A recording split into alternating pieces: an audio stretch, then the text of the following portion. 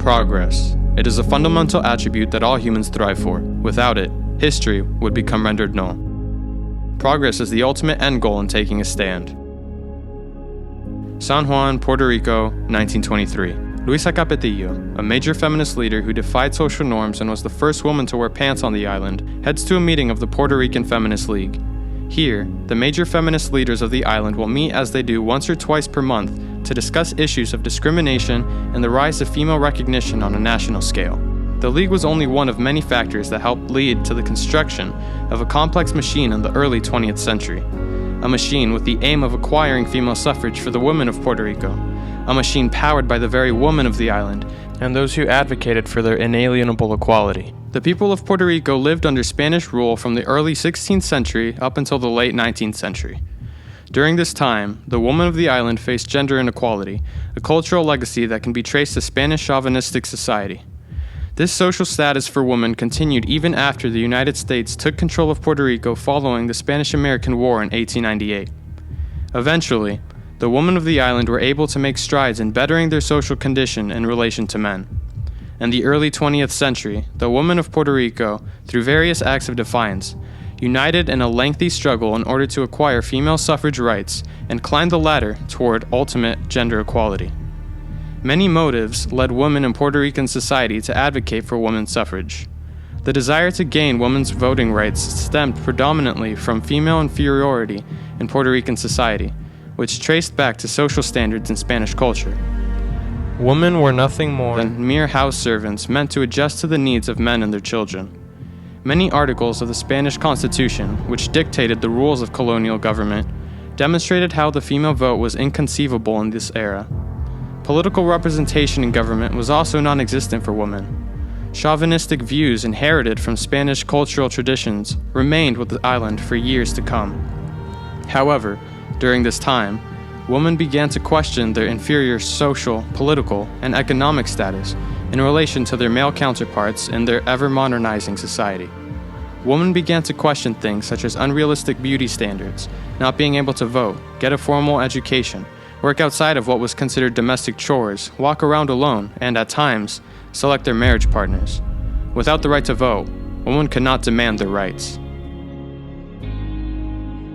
I don't understand why men believe that they have rights over women. This has been allowed by society. Better said, we as women have tolerated it because of the perceived idea that we are the weak gender. We must change this ideology. We must transform these customs. This precisely illustrates the mentality that women fought to change in Puerto Rico during this time.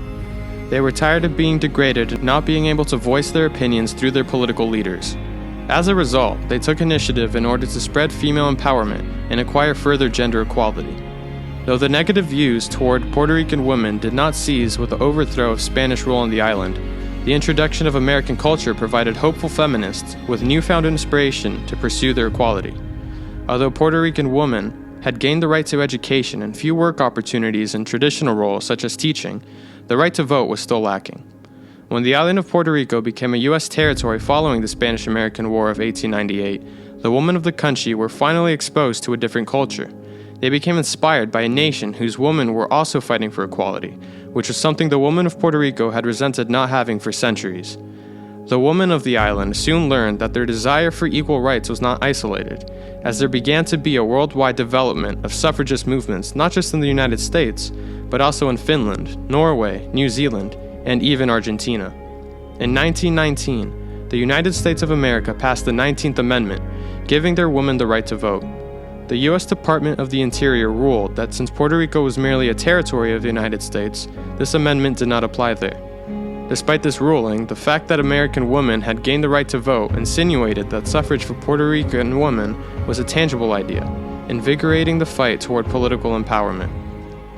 Puerto Rican women thus began to organize the feminist movement on the island. La Liga Femenina Puertorriqueña, creada en mayo de 1917, determinó no solo buscar el derecho al voto para la mujer, sino también decidió que ya era hora de que la mujer se insertara dentro del país, dentro de la problemática del país, y ya era hora que la mujer demostrara que podía ser un agente de cambio social y que además su participación dentro de la problemática social del país era importante. Y decidieron escoger un tema problema para demostrar esto.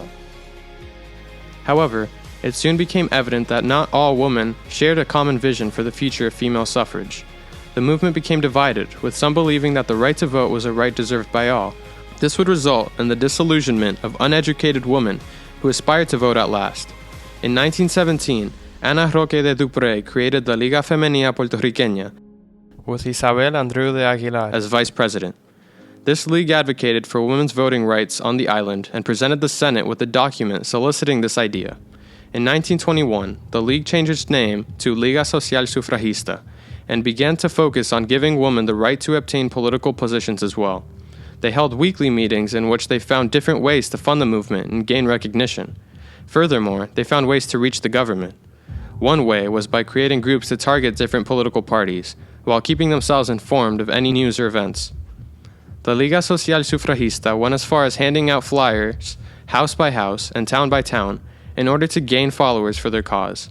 Eventually, the League's focus shifted to universal suffrage, so those who believed that only educated women over the age of 21 should be able to vote began to leave the League.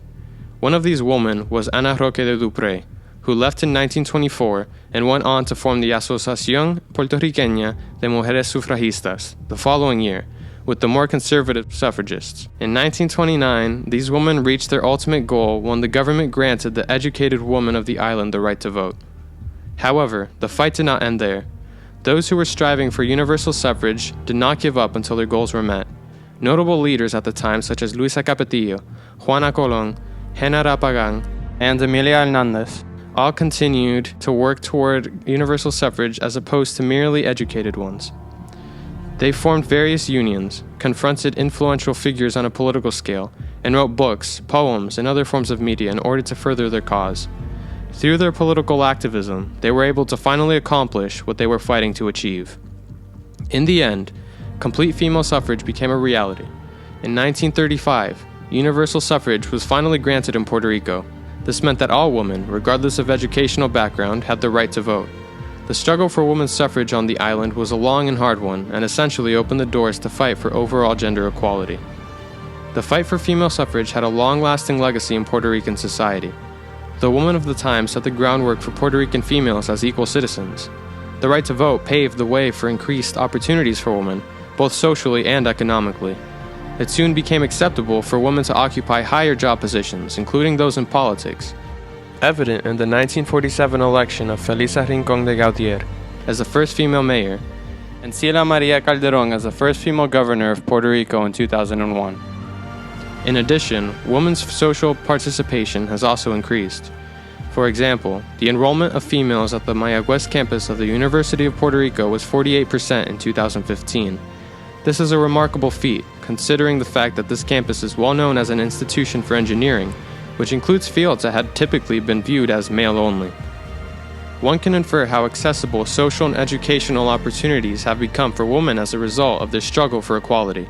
This increase in gender equality on the educational front further reflects the wide range of workplace opportunities for women, as well as their increased integration and further recognition in Puerto Rican society.